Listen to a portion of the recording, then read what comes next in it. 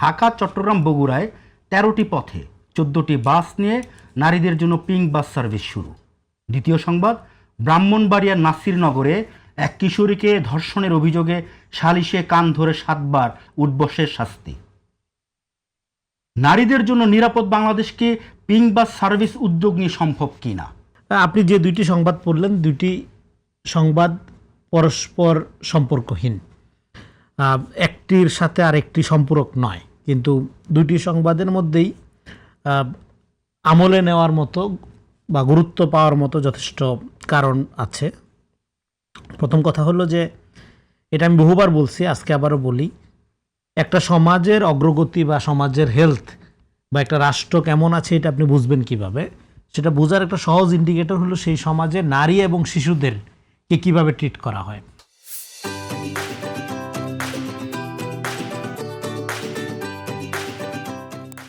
নারী এবং শিশুদের জন্য নিরাপত্তার অবস্থাটা কেমন, সেটা দিয়ে সেই সমাজের বা সেই সিভিলাইজেশন বা সেই সভ্যতার আপনি ধরেন যে স্ট্যান্ডার্ড আপনি বুঝতে পারবেন বা মাপতে পারবেন।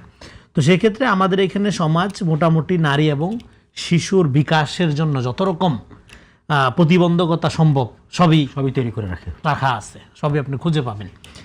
তো সেটার অনেক লম্বা সোশিওলজিক্যাল, হিস্ট্রিক্যাল, পলিটিক্যাল আলাপ করা যাবে, কিন্তু বাস্তবতা হলো আসলে এই সমাজটা নারী এবং শিশুর বিকাশের অনুপযোগী।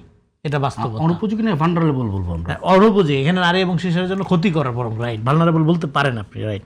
সেক্ষেত্রে এখানে আপনার নারীদের চলাফেরা, যারা চাকরি করেন, যারা বাইরে যান, তাদের জন্য তো এটা একটা তিন 4 লেয়ারের যুদ্ধ।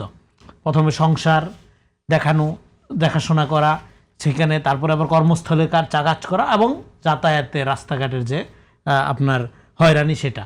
আরেকটা হলো ঢাকা শহরের পরিবহন, গণপরিবহন বিশেষ করে, এটার অবস্থা নাজুক গত 25 বছর ধরেই। সেখানে কর্মজীবী নারী বা যে কোনো কারণে বা পরীক্ষার্থী যাই হোক, নারীরা যারা রাস্তায় চলাচল করেন, বাইরে যান, তাদেরকে তারা একটা কি বলবো, যে একটা জেনে শুনে একটা অসম যুদ্ধ মানে পুরো সমস্ত পরিবেশটাই বৈরী, সেখানে অসম যুদ্ধে জেনে শুনেই তাদের লিপ্ত হতে হয়, এবং রাস্তায় চলাফেরা করাটা একটা আতঙ্ক বা ট্রমার কারণ হয় নানাভাবে। নারী হওয়ার কারণেই তাকে যে পরিমাণ আপনার এই প্রতিবন্ধকতার মধ্য দিয়ে যেতে হয় রাস্তাঘাটে চলাফেরার ক্ষেত্রে, এইটা তার যে অন্যান্য আপনার স্পৃহা, অন্যান্য যে স্পিরিট, সেটাকে নানাভাবে বাধাগ্রস্ত করে। ফলে অনেকেই দেখবেন যে শুধু রাস্তাঘাটে বুলিং বা হ্যারাসমেন্টের ভয়ে তার হয়তো একটা ভালো কেরিয়ার বা একটা অভিজ্ঞতা সঞ্চয় করার সক্ষমতা ছিল বা আগ্রহ ছিল, সেটার থেকে নিজেকে গুটাই নিয়ে একটা স্বাভাবিক পথ থেকে সরে গিয়ে সে আপনার নিজেকে গুটায় রাখতে বাধ্য হয়। ফলে নিজেকে বিকাশের সমস্ত রকম সুযোগ থেকে বঞ্চিত হওয়ার প্রক্রিয়া এখানে বিদ্যমান আছে। আর শিশুদের কথা তো বলাই বাহুল্য। সেক্ষেত্রে এই সরকারের প্রতিশ্রুতি ছিল যে নারী বান্ধব হবে সরকার, নারীদের অগ্রগতির ক্ষেত্রে কাজ করবে।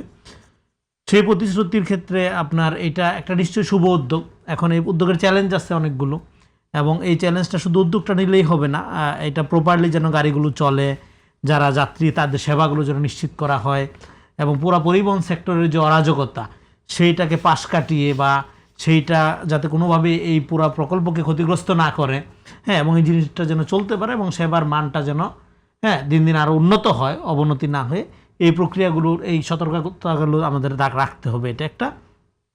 আর দ্বিতীয় যে সংবাদটি আপনি বললেন, সালিশি ধরে কান ধরে উঠবস করাইছে যারা, এই যে ক্ষমতা স্ট্রাকচারের এই যে লোকালীকরণ, এই যে লোকাল মাফিয়াগিরিকরণ এবং আইনের শাসনটা, এটা তো ধরেন এটা শুধুমাত্র সম্ভব হলো একটা আইনহীন ট্রাইবাল সোসাইটিতে। একটা গণতান্ত্রিক রাষ্ট্রে যেখানে রাষ্ট্র থাকবে, আইন থাকবে, সেখানে কান ধরে উঠবস করানো বা 50 লক্ষ টাকা জরিমানাই দিল সালিশ, এটা তো বিচারের প্রক্রিয়া হইতে পারে না। ফলে বিচারের প্রক্রিয়াটার এই যে বিচারিক যে আপনার পদ্ধতি, সেই পদ্ধতিকে বাইপাস করে আপনি ধরেন এর চেয়ে অনেক ভালো বিচার করলেন, আদালতের চেয়ে অনেক ভালো বিচার করলেন, কিন্তু সেটা অবিচার হবে, কারণ you are not the authority. আপনি লেজিট অথরিটি না। ফলে অথরিটি না, কিন্তু আপনি যখন ল প্র্যাকটিস করেন বা আপনি অথরিটি এক্সারসাইজ করেন, আপনি পাওয়ার এক্সারসাইজ করেন, এটা সন্ত্রাস, পিওরলি সন্ত্রাস, এটা যেই করুক। আপনার আইন এবং সন্ত্রাসের মধ্যে ফারাক খুব সূক্ষ্ম, পার্থক্যটা হলো লেজিটিমেসির, অথরিটির।